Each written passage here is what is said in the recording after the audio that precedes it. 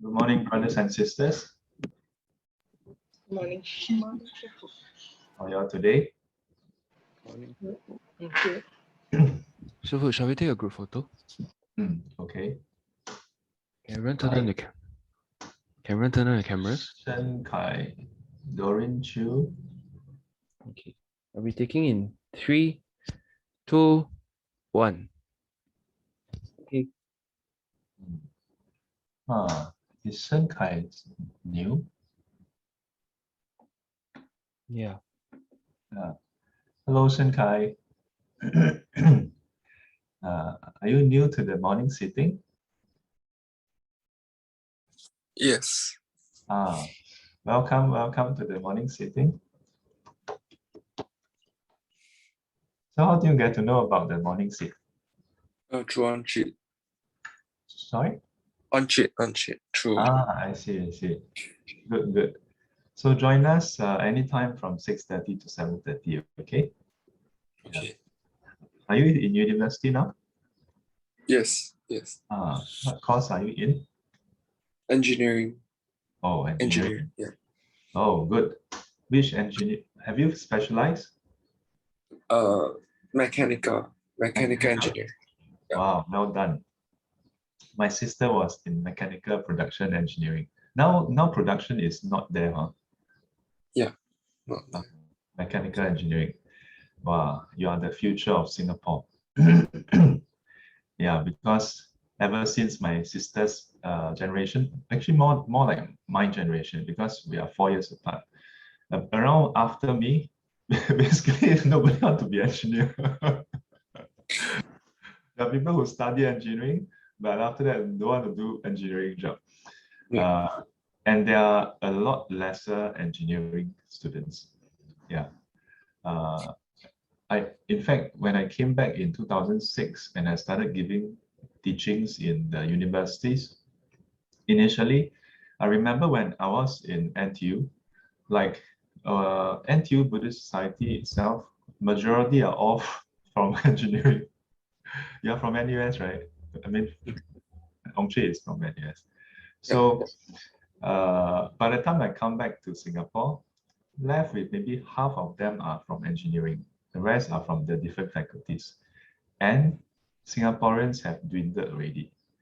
Then over the years, now when I go to NTU to give talks to NTU Buddhist Society or even NUS, the number of engineering students have so it's a nice sample poll of the state. So thank you for taking up mechanical engineering. On behalf of a grateful nation, we thank you for your services. Yeah, but no joke, no joke. Because Singapore really lost at least one, if not two generations of engineers. Yeah, in all the different fields. It's not just like some people say, oh, civil structure, since my sister time, they say dumping ground. But actually, even the dumping ground, so-called dumping ground, is very difficult. A lot of people think, civil structural engineering, easy to do. So dumping ground. But even you try go and study civil structural engineering, it's very tough also. Yeah.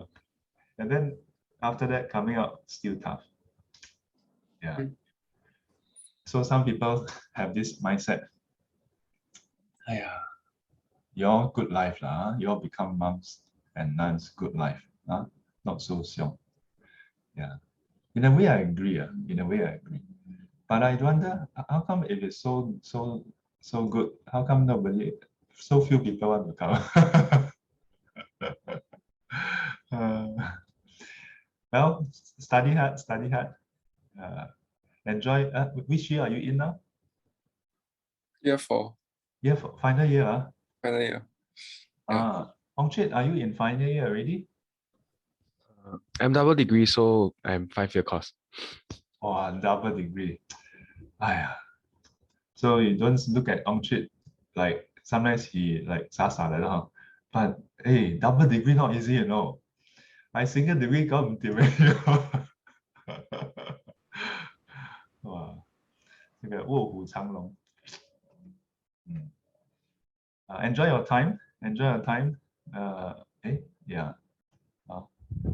So Mei Yan asks, how do we use San Xue to deal with our emotions in our lives? Very good question. You all know what is San Xue? Lin Toi, do you know? Purposely ask Lin Toi because it's Chinese character. So you can learn this Chinese character. San, the first character, it means three. Chinese words actually quite easy to write. You see, San, 1, 2, 3. San. How about E? Very easy. Yeah. Then 4. Then 1, 2, 3, 4, 5. Yeah, not so easy sometimes. So anyway, San Xue means the three learnings, the three types of learning. And what are the three types of learning? 戒定慧. Yeah. So the first is precepts, second is samadhi, the third is concentration. Loosely translated.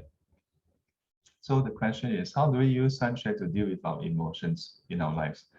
And by dealing with our emotions, I presume Mei Yan is talking about when she's happy, how to deal with it. Yeah. When she's very excited, like something good happens, she wants to deal with the happiness. She don't want the happiness. Okay, correct? Is it? Shouldn't be. When we say deal with our emotions, it's always the negative emotions. Yeah. When you feel sad, when you feel angry, yeah, we want to deal with it. Yeah. Strictly speaking, in a way, if we talk about emotions, right? Emotions by themselves do harm us. But if we just leave the emotions, if we just consider emotions in isolation, the harm is not so great. It's great, but it can be greater if we act on our emotions. Yeah. Like for example, if we're angry and we don't do anything about it, as in we just leave the anger alone. Yeah. If we have fear, we just watch our fear, then the fear cannot do anything else. Yeah. The only thing it can do is it corrupts our mind. It pollutes our mind. Yeah. Anger pollutes our mind. It becomes agitated. Yeah.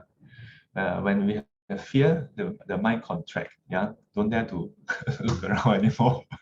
Yeah. Don't dare to it becomes timid. Yeah. But emotions don't stop there. Yeah. It further translates to our behavior.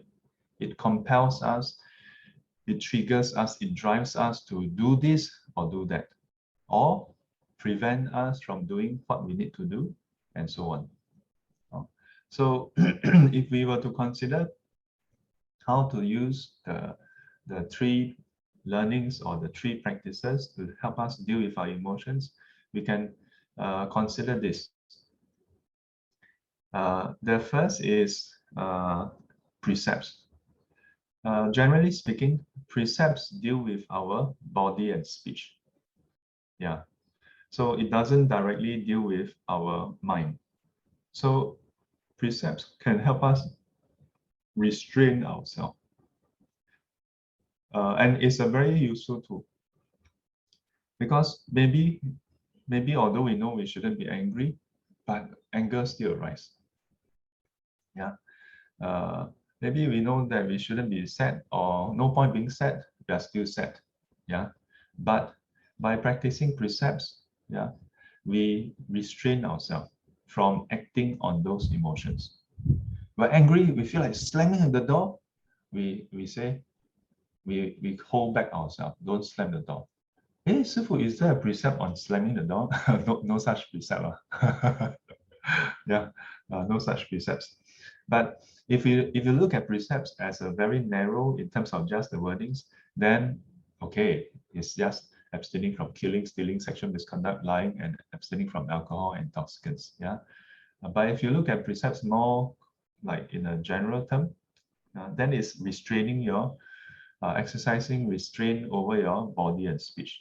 any kind of body and speech that is driven by greed, hatred, and delusion, then you should refrain from them. Yeah, make sense? Yeah. So in this way, then you stop the emotions from acting further out. Okay, but that's not all. Then next, by meditating, you act on the arisen emotions directly. But meditation must be done before that. Very hard to meditate when you are angry. Yeah, when you're about to get angry, you say, "Oh, let me go and meditate." If you, on one hand, I say that it's very difficult to do. On the other hand, if you still have the heart to say, "Let me go and meditate," that's also good. But quite difficult. I tried before. I got very upset when I was in US. Well, one day, oh, we are having a meeting. Yeah, so all the monks are, and I think I was the only novice monk, because the other novice monk served as an attendant for my teacher. So not, I think he was somehow not involved in the meeting. So, wow, I got quite upset with all the seniors. All of them bhikkhu, yeah, fully ordained monk. I'm the only novice, yeah, still not fully ordained. Wow, I fed up. Well, I stand up, shout at all of them, walk off. Yeah, I really did. Paiseh. Yeah, 忏悔. Yeah, I mean, now I think about it, it's quite funny, but it's still wrong. It's still wrong. Yeah. So, didn't restrain myself. But after that, I storm off, but go back to my room. But as I walk, I know it's wrong, to be so agitated, So walk back to my room and then sat down, want to meditate. My whole face trembling. I tell you, yeah. Actually, a lot of funny story in Buddhism. Not just present life monks and nuns, but that day I was having this translation, right? So we were searching for something, and then we found some text pertaining to the Buddhas and Bodhisattvas in their past life. And then my Dharma brother commented saying, Buddhism is so interesting. I think we are one of the few religions that actually talk about the stupid things that the Buddhas and Bodhisattvas, the enlightened ones, did in the past. You all notice that? Yeah. The enlightened ones never just appear, enlightened, then, oh, perfect. Yeah, there's always a process where they highlight to you way back when they started off. Yeah, and sometimes even go before they started off, the kind of stupid thing they did. Yeah, including the Buddhas, the Bodhisattvas, the Arahants.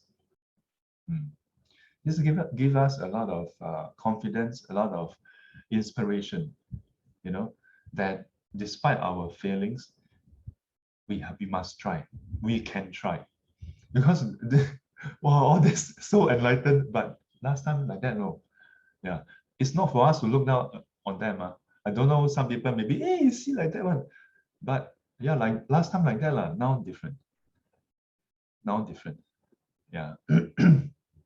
So when we meditate, it is to overcome our emotions. Yeah. If you try to work on it directly, very difficult. Yeah. So you should train the mind before you get angry, during times when you're not angry. Yeah, of course, when you're angry, you should try to work on it also. But when you're not angry, then you train your mind, just like every day when we meditate. Yeah, every day when you meditate, you, besides watching the breath, learn to watch your emotions. Yeah, which means even after sitting, you learn to watch your emotions. Continue to watch your body, continue to watch your mind. Yeah, continue to watch your mental state, continue to watch the different aspects of ourselves. The Buddha helped us. If we just say, observe yourself, we don't know what to observe. Observe yourself. We observe halfway, then we start to think about our own story, then spin story. Not observe. Observe means just watch. Yeah, we watch halfway, we start to do our own storyline. Yeah, we start to think. Yeah. So the Buddha is very kind. He teaches us how to do it. He split ourselves into 4 parts for us to observe. Yeah. Body, feelings, mind, and mental objects. Yeah. 身受心法. Go and observe. Yeah. And emotions usually linked to the third and the fourth. Yeah. Third and the fourth. We can classify it under the third one in terms of it being a mental state. We can also classify it as the fourth in terms of something for us to observe. In what sense? Yeah, when you're angry, it's never just anger by itself. There's something for you to be angry about. Yeah, so the thing that you're angry about is the object. Go and observe the object. Yeah, go and reflect on the object. So that's one way. Yeah, so that's Satipatthana. Another way is to go and do meditation on loving kindness and compassion. If you are actually having anger, okay, for different kind of emotions, there are different contemplations, there are different meditation. Buddhism is like a pharmacy, it's like Guardian Pharmacy. There are a lot of medicine for different types. Yeah. Then there's a storehouse some more. The storehouse is for the cancer patient one. Very very xiong one. Yeah. So depending on what is your condition, yeah, then you use the different medicine. Yeah. But some of these practices only deal with overcoming it. As in, anger arise, you overcome it. Anger arise, you overcome it. Some of the practices have dual function, yeah, which is it helps to overcome and it helps to eradicate as well. So to eradicate, we need the third practice, the third learning, which is wisdom. Yeah, wisdom helps us change the way we look at the object that causes us to be angry. Initially, we say that object, the person, the situation cause us to be angry, cause us to be fearful, cause us to be sad. But through wisdom, then we see that the anger, the sadness, the fear, and so on and so forth, all this arise due to conditions. Yes, the person, the object, the situation, all this 人事物, they are part of the circumstances, part of the conditions. But there are many other conditions involved. And part of it is the way we look at it. Yeah, the way we look at it. And this is not just an intellectualization. Yeah, but it is that when you truly see that the anger is not inherently in that thing, then we start to shift, our mindset start to shift. To use modern terms, we say there's a paradigm shift. In a way, the Buddha is the first paradigm shifter. Yeah, instead of thinking that this world is permanent, he said, no, this is impermanent. Instead of thinking that this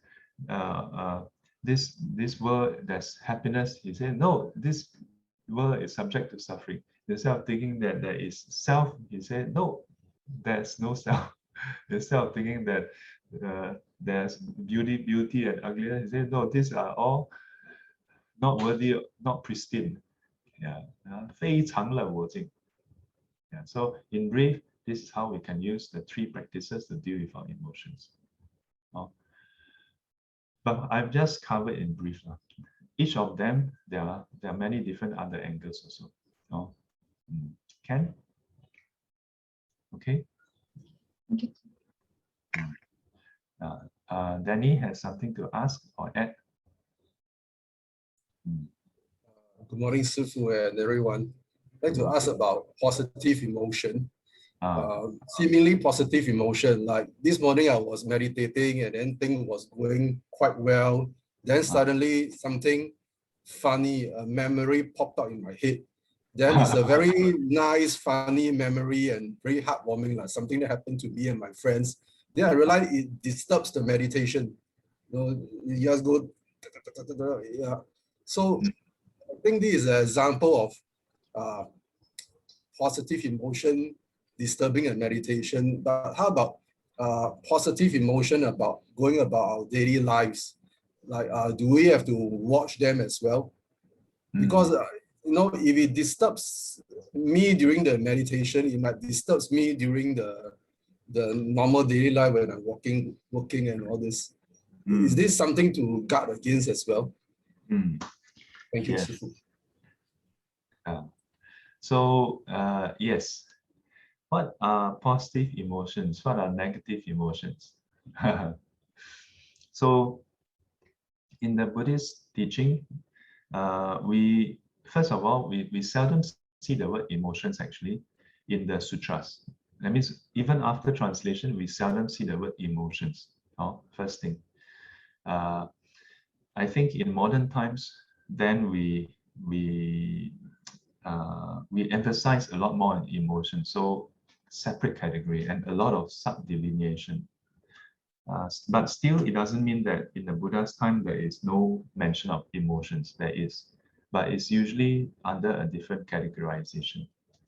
The important thing is this, that what we call positive emotions may not be considered wholesome emotions also. Yeah. But nonetheless, if we consider positive emotions, we should watch it also. Yeah. And as I highlighted just now, usually we don't want to don't see a need to deal with positive emotions. Yeah. We only want to deal with negative emotions. Why? Because negative emotions are the ones that we don't want. Yeah. So this is part of the trouble actually, because as long as you accept one kind of emotions, you are accepting emotions. And as long as you accept emotions, you must accept all the different kinds of emotions. Yeah. You cannot say, I only want to have happy emotions, nice emotions, yeah, positive emotions. Other kind of emotions I don't want. I mean, this is quite normal, right? Most people are like that. But in the Buddhist teaching, no. For emotions to arise, the mechanism is the same mechanism that gives rise to negative emotions, where there is the object, then our wrong discrimination, plus our attachment, then emotions arise. Yeah. So if you want one kind of emotions, other kinds of emotion, given the right conditions, it will arise. Cannot run away from it. Yeah. So, but is there a sequence? Is there an order to things? Yes. Doesn't mean that day one you come and learn Buddhism, oh, I must give up all positive emotions. Don't have to rush through it. Work on your negative emotions first, but remember to work on the positive ones. Yeah. Why do I say that? Because life is very tough. Life is very tough. Easy for us, for some people, easy to have negative emotions. So we are already struggling with negative emotions. And even though we try to work on them, maybe we succeed sometimes, maybe we fail many times. And then if we were to, before we succeed in overcoming our negative emotions, then we tell ourselves, no, I must give up on the positive emotion. Then, you know what will happen? Then we'll feel like nothing good about Buddhism. I give up negative, fail. So I still have negative. But I give up positive, very easy to give up. Because anyway, not much to make positive, maybe. So it's okay, just leave this alone first. But remember to work on it. Yeah. But in what way do we work on it? Why must we work on it? How do we work on it? To consider that the positive emotions is also impermanent, subject to change. It's also dependent arising. Why should we do this?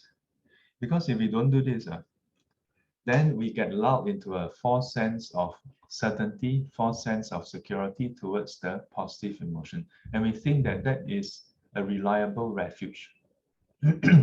we end up thinking that, oh, the is a reliable source of our happiness. It is not. Yeah. The 兴高采烈, wow, so happy, that's just a high. And unfortunately, the high cannot be sustained. Have you ever seen anyone constantly high, constantly happy? No, cannot be sustained. But Sifu, I just enjoy it. After it's gone, it's gone. Right? Yeah, if you can do that, I'm happy for you. Then you just experience the arising of happiness, but no attachment to it. Yeah. Unfortunately, anyone who say that, no, I just enjoy it while it arises. After it's gone, I'm not attached to it. Unfortunately, most of them either are lying or are in denial or are unconscious of it. Yeah. Because if we are not enlightened, the moment you experience the positive emotions, grab onto it. And that will become a source of our unhappiness after that. Yeah. Does it mean that ultimately enlightened ones have no positive emotions? No, I don't say that they don't have positive emotions. They don't have the kind of worldly positive emotions that we think is positive. They have other kinds of positive emotions. They have positive emotions like loving kindness and compassion. Yeah. They have positive emotions like appreciative joy. They rejoice in the happiness of others, the success of others. Yeah. So they don't, it doesn't mean that enlightened ones don't have any positive emotions at all. Yeah. They have positive emotions that don't have strings attached, that don't have subsequent suffering, that doesn't lead to suffering. Yeah. Ours directly lead to suffering. But still, some of our positive emotions rest on the suffering of others, lagi worse. Yeah. So on a day-to-day basis, we should watch ourselves also. Yeah. So the elderlies, I think Chinese saying, and the elderlies sometimes say this: 不要大喜大悲. Yeah. That means don't be too happy, don't be too sad. Chinese, some of the Chinese wisdom, this is Chinese wisdom, not Buddhist wisdom. Some of the Chinese wisdom seem to parallel Buddhism. But in my opinion, slightly fall short. Slightly fall short. While certain aspects seem to be similar, like avoid the extremes, right? But the basis for avoiding the extreme is different. Because from what I know, this 不要大喜大悲 is because knowing that if you go too high, then when you go down, it's very painful. But in Buddhism, ultimately, non-attachment. Ultimately, no self. So nobody to enjoy the 大喜, nobody to enjoy the 大悲 also. Yeah, all this is just transient. It's on that basis, you don't grasp onto it. Yeah. Oh. Okay. Any other questions? If not, I got an appointment to attend to. Okay, Ken? Everybody happy? Don't be too happy. 愿消三障诸烦恼，愿消三障诸烦恼，愿得智慧真明了，愿得智慧真明了。普愿罪障悉消除，普愿罪障悉消除，世世常行菩萨道。世世常行菩萨道。阿弥陀佛。Have a not so happy day. Now you're wondering, 哎呀，师父不要回来就算了吧，这样子就好了。Okay, bye bye. Take care. Stay safe. 谢师傅。谢谢师父。师傅。